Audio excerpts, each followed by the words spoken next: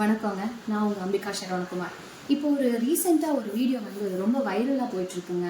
ஒரு சின்ன பொண்ணு ஒரு பேருந்து துரத்திட்டே போகிறாங்க. அதை பார்த்து அந்த ஓட்டுநர் அவர் பாட்டுக்கு ஓட்டிகிட்டு போகிறாருங்க. அந்த குழந்தை கொஞ்சம் கீழே விழுந்து அந்த குழந்தையோட உயிருக்கு ஏதாவது ஆயிடுந்தா என்னங்க பண்ணுறது?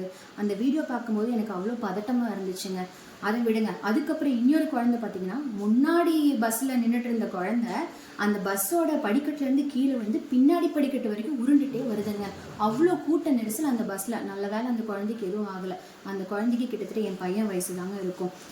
என்ன மாதிரி பேருந்து வசதிகள் இருக்குன்னு எனக்கு புரிய மாட்டேங்க. ஆன் டைமுக்கு பேருந்துகள் வரதும் இல்லை, மக்கள் தேவையை அதை பூர்த்தி பண்ணுறதும் கிடையாதுங்க. சில பேருந்தில் பார்த்தா படிக்கட்டே இல்லை. ஒரு பாட்டி, வயசான பாட்டி குதிச்சு இறங்குறாங்க, அந்த அளவுக்கு இருக்குது. இதில் பார்த்தீங்கன்னா எமர்ஜென்சி எக்ஸிட்னு சொல்லுவாங்க இல்லையா, அவசர காலத்தில் வந்து வெளியே இறங்குறதுக்கான எக்ஸிட், அந்த கதவு தனியாக கழண்டு தொங்குது. அதில் ஒரு நூலோ கயிறோ கட்டி வச்சுருக்காங்க. இப்படி தாங்க இருக்குது நம்ம பேருந்தெல்லாம். நமக்கு ஃப்ரீ பஸ் எல்லாம் தேவையில்லைங்க. We need a fair, proper and a safety பஸ்ஸுங்க. தமிழக வெற்றி கழகத்தின் மூலியமாக தமிழ்நாட்டு அரசுக்கு நான் வைக்கிற ஒரு சின்ன வேண்டுகோள்.